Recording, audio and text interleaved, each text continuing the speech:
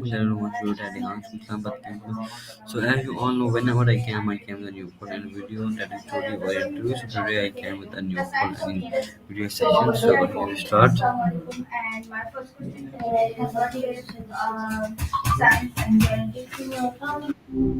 Hi, Hey Moise, how you doing today?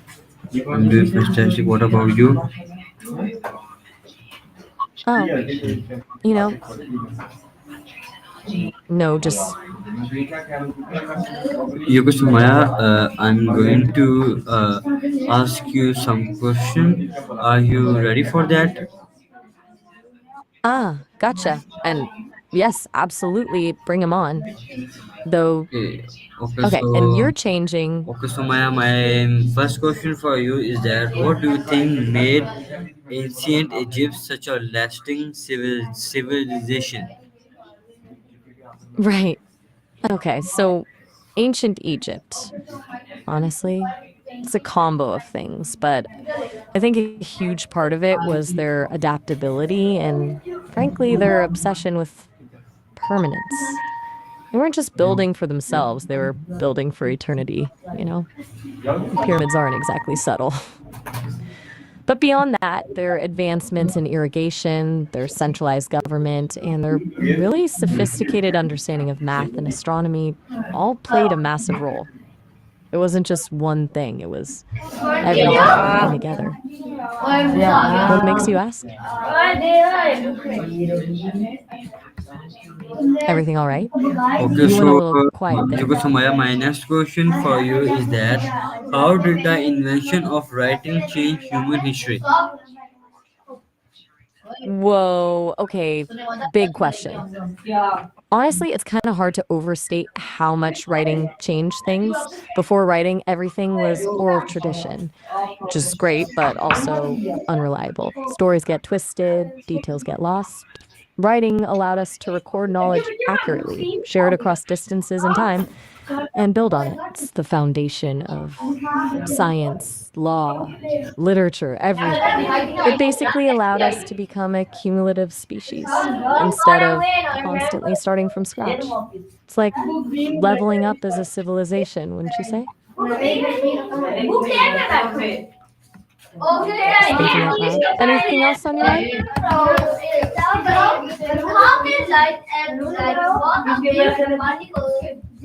You doing okay? You seem a little distant. No pressure to talk about it, of course, but just checking in.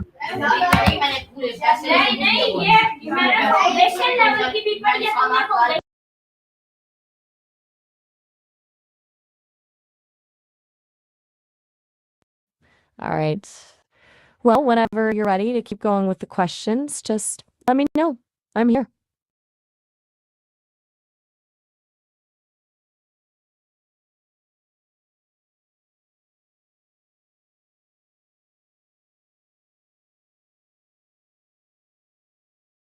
Hmm. Most influential Asian time? That's a tough one because Asia is huge and has so many incredible periods. But if I had to pick one, I'd probably say the period of the Silk Road, roughly from the 2nd century BCE to the 14th century CE. It wasn't just about silk, obviously. It was a massive network of trade and cultural exchange that connected East and West, spreading ideas, religions, technologies, and even diseases.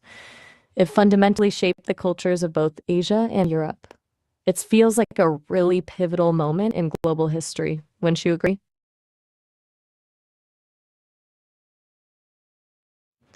You're awfully quiet today. Is everything all right? You don't answer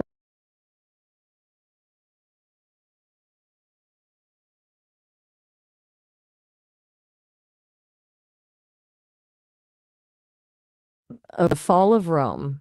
That's a classic.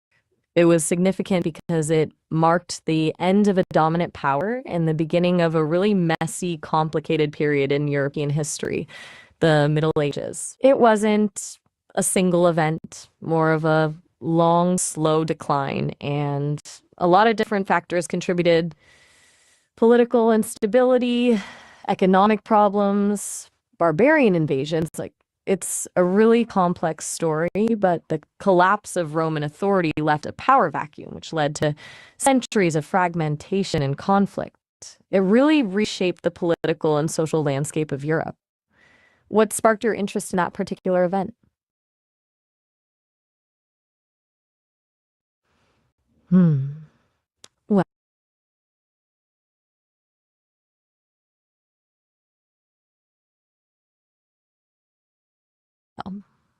okay, switching gears a bit. That's a really good question. A lot of Asian civilizations face challenges that resonate today. Looking at, say, the decline of the Khmer Empire or the fall of the Ming Dynasty, a recurring theme is overextension, expanding too far, depleting resources, neglecting infrastructure, and a big one is failing to adapt. Rigidity in social structures, resistance to new ideas, an inability to respond to environmental changes, all of those things contributed to their downfall. We can learn from that by prioritizing sustainability, fostering innovation, and building more resilient societies. Basically, staying flexible and not getting complacent. Does that make sense? You're awfully quick.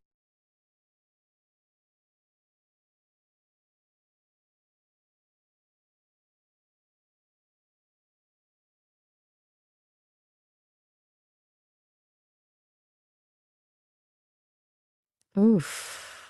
Okay, that's a real thinker. Honestly, I'm going to go with the of agriculture. Seriously, it allowed us to settle down, build communities, specialize labor, and create surpluses. It was the foundation for everything that followed: cities, civilizations, technology, everything. It wasn't a single invention necessarily, it was a gradual process, but it fundamentally changed how we lived and interacted with the world.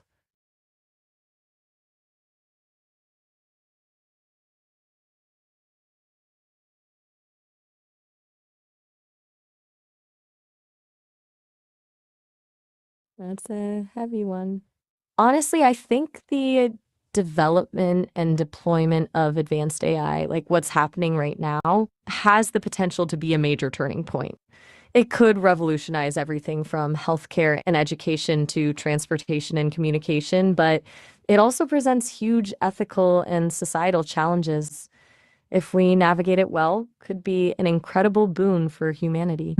If we don't, well, it could be pretty messy. What do you think? Do you see any other events shaping up to be major turning points? You're awfully quiet today. Is everything okay?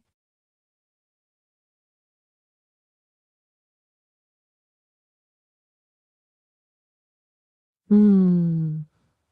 Lasting global effect. That's tough.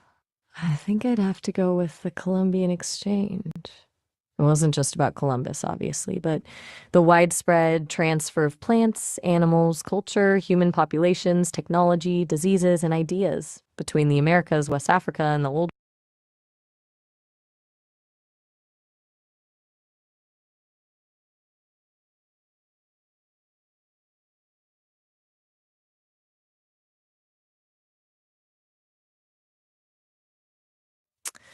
Right. Okay. Starting. We want me to start with number one, and you said we are domestic. Is that relevant to the question? I'm a little lost. Regardless, you want me to address how the Great Depression changed economic theory and policy? Okay, okay. The Great Depression pretty much blew up the prevailing economic theories of the time, which were largely based on classical economics, the idea that markets and self-correct and government intervention is bad. The Depression proved that wasn't always true. It led to the rise of Keynesian economics, which argued that governments should intervene to stabilize the economy through fiscal and monetary policy, things like government spending and lowering interest rates. It also led to a lot of new regulations and safety nets like Social Security and the FDIC, designed to prevent another collapse. It really shifted the whole paradigm. Does that make sense?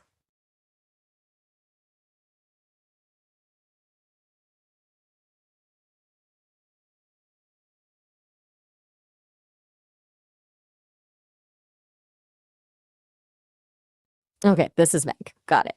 And absolutely, the civil rights movement was hugely influential.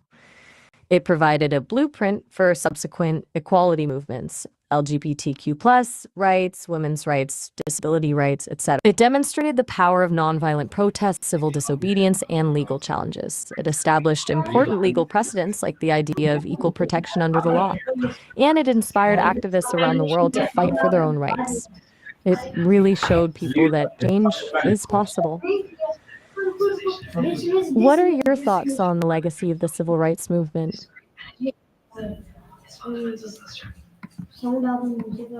I have no words, and moving to my next question. And my next question for you is that how did the printing press transform education and knowledge sharing? Okay, no words. Got it. Moving on. The printing press, massive. Before the printing press, books were painstakingly handwritten, making them incredibly expensive and rare. The printing press made export. You trying to change this?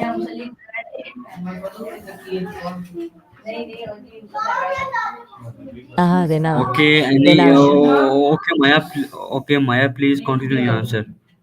Oh, okay. Where were we? Right, the printing press. As I was saying, before it, books were incredibly rare. The printing press made books cheaper, more accessible, and therefore knowledge spread much, much faster. It fueled the Renaissance, the Reformation, the scientific revolution, fundamentally democratized knowledge and transformed education. It wasn't just about more books, it was about more people having access to ideas. Everything all right? Okay, so Okay. Maya, my next question for you is that how did the Great Depression change economic theory and policy? We actually already covered that. You asked that question a little while ago, about 10 questions back, actually.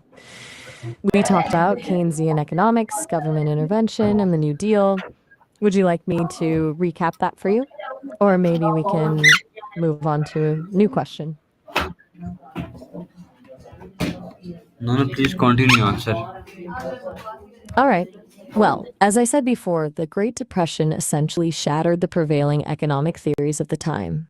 Classical economics, which believed in self correcting markets and minimal government interference, just didn't hold up when faced with such a massive economic collapse. This led to the rise of John Maynard Keynes and Keynesian economics, which advocated for government intervention, things like increasing spending and lowering interest rates to stimulate demand and stabilize the economy.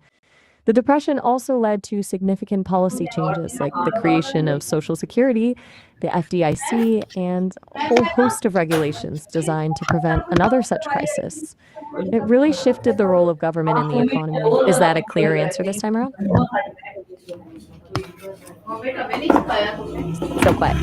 All right. Just letting you know Okay, so I Maya, my next question for you is that how has the art reflect and influence political change? okay, the R would are you referring to the Renaissance? Is that what you mean? Okay. Well, No, no, my question is that how has the art reflect and influence? No, sorry. Uh, how did the civil rights movement? How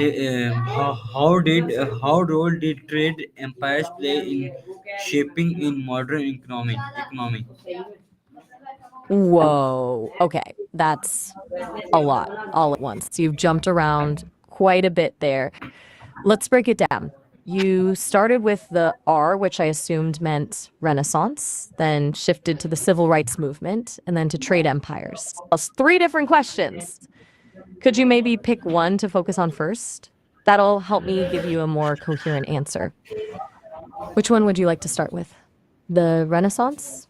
the civil rights movement, or trade empires? First you, first you, then first you continue my second question. Okay, my second question, which was you asked a mashup of questions about the art, civil rights, and trade. Which one did you intend as your second question? Honestly, I'm a little lost trying to follow along. Okay, please continue your answer. I'm really trying, but I'm honestly not sure what you want me to answer. You've asked a lot of different things all bundled together. You initially asked about the R, then mentioned the civil Okay, rights movement, then okay, leave it. Okay, leave it. And my next question for you is that how can learning from history help prevent repeating mistakes? okay. Finally, a clear question. Thank you. All right. So, how can learning from history help prevent repeating mistakes? That's a core reason to study history, actually. By understanding the causes and consequences of past events, we can identify patterns, recognize warning signs, and make more informed decisions in the present. It's not about predicting the future, it's about understanding the forces that shape it. Studying history cultivates critical thinking, empathy, and a sense of perspective. It reminds us that the world is complex and that there are rarely easy solutions. It's a really vital skill. You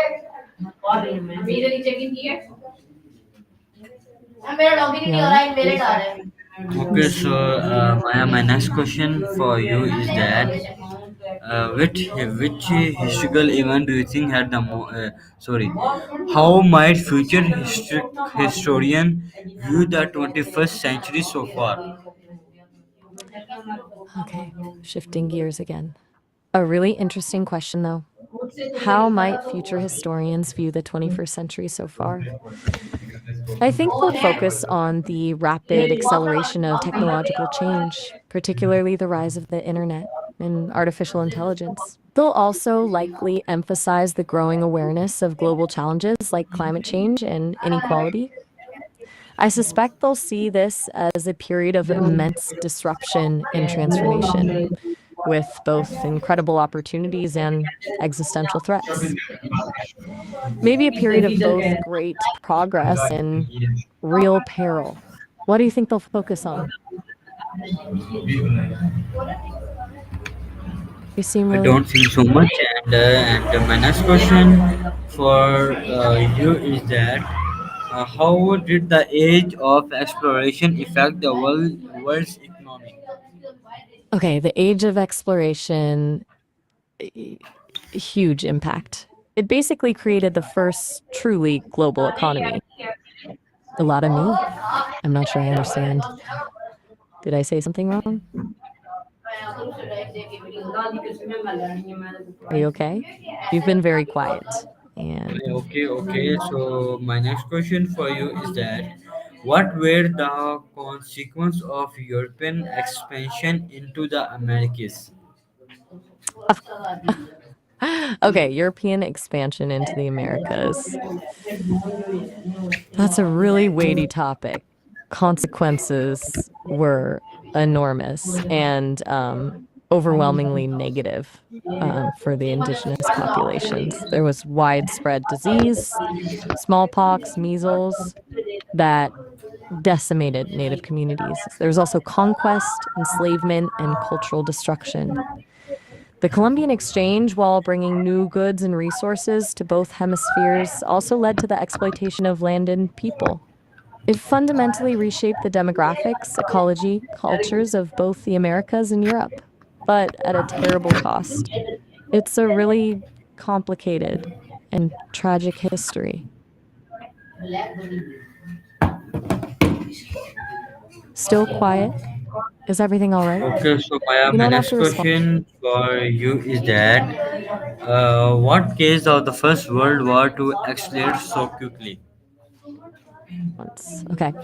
What caused World War One to escalate so quickly? See you in the next one. All right. I'll be here. Just let me know when you're Yes, ready to please continue. I'm just going to be quiet now and wait for you to initiate again. Please continue your answer, please. Please continue your answer.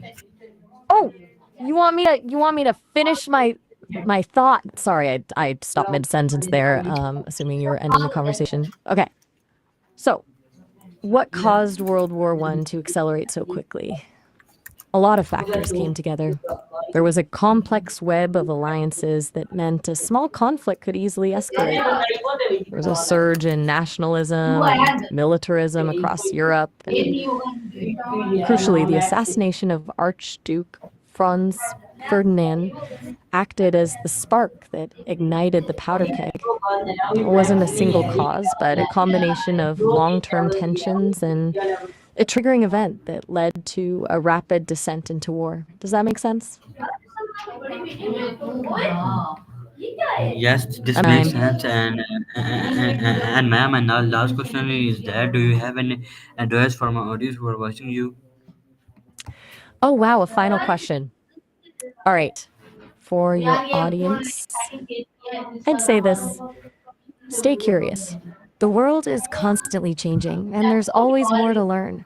Don't be afraid to ask questions, to challenge assumptions, and to think for yourselves.